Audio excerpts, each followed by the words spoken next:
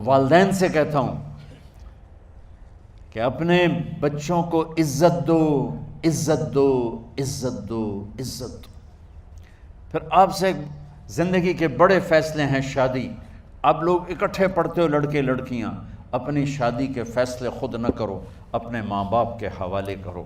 اس میں شرافت بھی ہے، اس میں برکت بھی ہے، اس میں رحمت بھی ہے، اور اس میں والدین کی دعائیں بھی ہیں۔ کورٹ میرج کو ہوا نہ دو۔ Boy friend girl friend culture ہمارا نہیں ہے۔ میرے نبی کے طریقے میں مرد اور عورت کا صرف نکاح سے تعلق ہے، اس کے علاوہ سب جہنم کی آگ ہے۔ اور والدین سے کہتا ہوں کہ اپنے بچوں سے پوچھ کے رشتے کرو، زبردستی مت کرو۔ میرا معاشرہ بہت سنگین قسم کے جرم کا شکار ہے، بچوں پہ مسلط کر دیتے ہیں، ایتھے ہی کرنی ہے، جٹائیں چی کرنی ہے، بٹائیں چی کرنی ہے، پتہ نہیں آئے کتوں جٹ بٹ۔ چلو تم ناراض نہ ہو، راجپوتیں چی کرنی، میں راجپوت ہوں، میں اپنی قوم کو بھی رگڑ دیتا ہوں، راجپوتیں چی کرنی، اگاں کرنی ہی کوئی نہیں۔ یہ ظلم و ستم اولاد پہ مت کرو، اپنی بچی سے پوچھو، اگر بیٹی ہاں کرے تو پھر قدم اٹھاؤ، اگر بیٹی کہہ دے میں نہیں کرنا چاہتی تو وہ نافرمان نہیں ہے۔ اللہ کے واسطے میری سنو، صرف تم نہیں سن رہے ہو، اس کیمرے سے لاکھوں کروڑوں لوگ سن رہے ہیں۔ اگر بیٹا یوں کہہ دے کہ ابا میں نے یہاں شادی نہیں کرنی، میرا جی نہیں چاہتا ہے، تو وہ بیٹا نافرمان نہیں ہے، فرما بردار ہے، اس نے شریعت کا حق استعمال کیا ہے۔ اب ایسا ظلم مت کرو کہ نہیں اتھے ہی کرنی ہے، اتھے گھروں نکل جا۔ زندگی تم نے تو نہیں گزارنی، زندگی تو بچے نے گزارنی۔ میں قربان جاؤں، ایک حدیث سنو پہلے، پھر اگلی بات سناتا ہوں۔ ما تزوجت وما زوجت الا بوحی من السماء نزل به جبریل۔ لوگو سنو، میں نے جہاں شادی کی، میں نے جہاں بیٹی کی شادی کی، پہلے آسمان سے جبریل فرشتہ اللہ کا حکم لے کر آیا، پھر میں نے قدم اٹھایا۔ سمجھ گئے میری یہ بات سمجھ گئے سارے؟ اب اگلی سنو۔ حضرت علی فاطمہ کا رشتہ لینے آ گئے، اور جبریل ان سے پہلے آ گئے کہ یا رسول اللہ فاطمہ علی کے لیے ہے۔ باپ محمد مصطفیٰ جیسا ہے، رشتہ مانگنے والا علی جیسا ہے، اور بیٹی فاطمہ جیسی ہے۔ اور آپ پوچھتے ہیں علی کیسے آئے؟ وہ شرم کی وجہ سے کچھ کہہ نہ سکے، چپ۔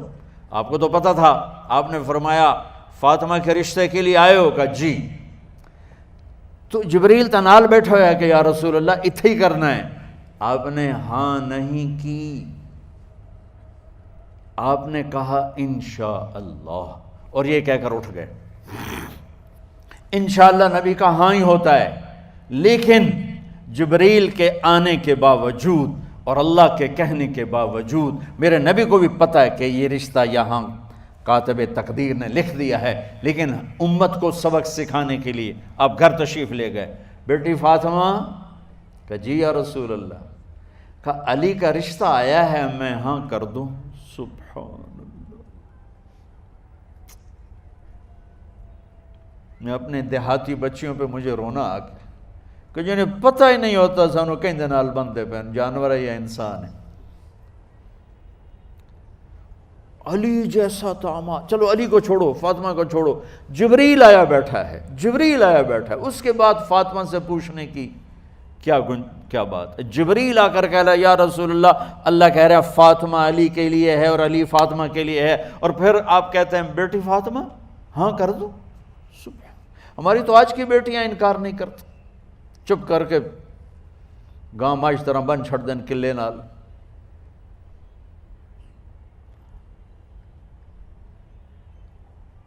کوئی ان کے اندر کے جذبات کو سننے والا کوئی نہیں ہوتا، اپنی انانیت پر یہ فیصلے کرتے ہیں، اور میرا نبی کہہ رہا ہے بیٹی ہاں کر دو۔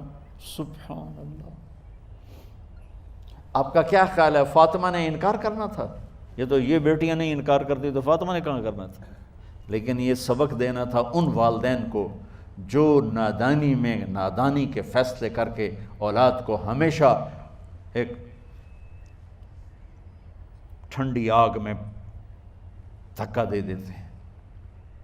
حضرت فاطمہ رضی اللہ تعالیٰ عنہ نے جب ہاں کی پھر آپ باہر نکلے۔ اچھا مزے کا واقعہ ہو، حضرت علی اٹھ کے باہر نکلے تو صحابہ باہر کھڑے انتظار کر رہے تھے کہ کیا ہوا۔ حضرت علی کو بھیجنے والے تھے عبد الرحمن بن عوف۔ پہلے ابو بکر گئے تو آپ نے انکار کر دیا، عمر گئے رشتہ مانگا، آپ نے انکار کر دیا۔ عبد الرحمن بن عوف نے علی سے کہا آپ جائیں، آپ کا رشتہ رد نہیں ہوگا۔ کہنے لگے میرا تو ذاتی گھر بھی کوئی نہیں، مجھے کہاں سے رشتہ ملے گا، میں تو بالکل غریب ہوں۔ کہا نہیں تم جاؤ۔ تو واپس آتے انہوں نے عبد الرحمن بن عوف پہ چڑھائی کر دی، وہ کیا ہے نا تو میں نے گلے آئی، انکار ہو گیا۔ تو صحابہ نے پوچھا کیا ہوا؟ کہا کچھ کہا ہی نہیں، چپ کر کے اٹھ گئے۔ تو عبد الرحمن بن عوف کہنے لگے کچھ بولے صحیح، کہ بس اتنا کہا انشاءاللہ، کہا تو مبارک ہو، نبی کا انشاءاللہ ہاں ہوتا ہے۔ کہا اچھا تو اتنے میں آپ باہر تشریف لے۔ کہا علی، کہا جی، کہا لو بلاؤ، لوگوں کو بلاؤ۔ ساری مسجد بھر گئی، آپ کی ساری مسجد فل ہو گئی۔ آپ ممبر پہ کھڑے ہوئے علی کو سامنے بٹھایا، کہا لوگو یہ جبریل میرے پاس اللہ کا پیغام لائے ہیں کہ میں فاطمہ بنت محمد کا نکاح علی بن ابی طالب کے ساتھ کر دوں۔ پھر آپ نے خطبہ پڑھا اور کہا کہ علی، ہائے ہائے ہائے، میں نے فاطمہ بنت محمد کو 400 درہم مہر کے عوض تیرے نکاح میں دیا، تو نے قبول کیا؟ حضرت علی نے زور سے نعرہ لگایا میں نے قبول کیا، اور سجدے میں چلے گئے، اللہ کا شکر کا سجدہ ادا کیا۔ پھر میرے نبی نے وہیں سارے مجمع کو شہد کا شربت پلایا اور تازہ کھجوریں کھلائیں۔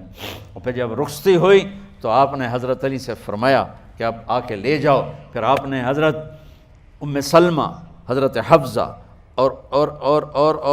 اور جناب حضرت عائشہ رضی اللہ تعالیٰ عنہ، ان تینوں کو بلا کر فرمایا تمہیں پتہ ہے نا مجھے فاطمہ سے کتنا پیار ہے، تو تم فاطمہ کو دلہن بناؤ، اس کی تیاری کرواؤ، اسے دلہن بناؤ۔ تو ان تینوں نے حضرت فاطمہ کو دلہن بنایا۔ پھر آپ نے حضرت علی کو پیغام بھجوایا، وہ تشریف لائے، اپنی اونٹنی لے کر آئے، حضرت عقیل ساتھ ہے، سلمان فارسی ساتھ ہے، اور دروازے پر اونٹنی بٹھائی، آپ علی کو اندر لے گئے اور یوں فاطمہ کا ہاتھ پکڑ کے علی کے ہاتھ میں دے کر فرمایا علی تمہیں نبی کی بیٹی مبارک۔ سبحان۔ پھر آپ نے کہا میری بیٹی فاطمہ، مجھے اپنے خاندان میں جو سب سے زیادہ محبوب تھا میں نے تیرا ہاتھ اس کے ہاتھ میں دے دیا ہے۔ والدین سے کہتا ہوں اپنے نبی کی زندگی پڑھو۔ میرا درد ہے کہ ہماری ثقافت میں اسلام داخل نہیں ہوا، ہمارے عبادت میں اسلام آ گیا، بہت سارا مجمع مرد عورتوں کا نمازی ہے، حاجی ہے، عمرے کرتے ہیں، لیکن ثقافت میں نبوت کی جھلک دکھائی دے، ثقافت میں اللہ کا نبی دکھائی دے، وہ نہیں ہے۔ زندگی بیت گئی اس انتظار میں، مدت سے لگ رہی تھی لب بام ٹک ٹکی، تھک تھک کے گر گئی نگہ انتظار آج، پتہ نہیں کب صبح ہوگی۔ چلو کہتے تو جائیں مجھے ہے اگرچہ بت ہیں جماعت کی آستینوں میں، مجھے ہے حکم اذان لا الہ الا اللہ۔ والدین کے ذمہ ہے اولاد کو عزت دینا، ان کے سب سے بڑی خواہش میں ان کا احترام کرنا کہ زندگی انہوں نے گزارنی ہے، اور آپ کے ذمہ ہے والدین کے آگے سر جھکا دینا۔ اللہ کے واسطے کورٹ میرجز اور خفیہ شادیاں یہ نہ ہماری ثقافت ہے نہ یہ انسانیت ہے، ہمیشہ دکھ دردوں میں زندگی گزرتی ہے کہ اصل زندگی تو موت کے بعد آنے والی ہے۔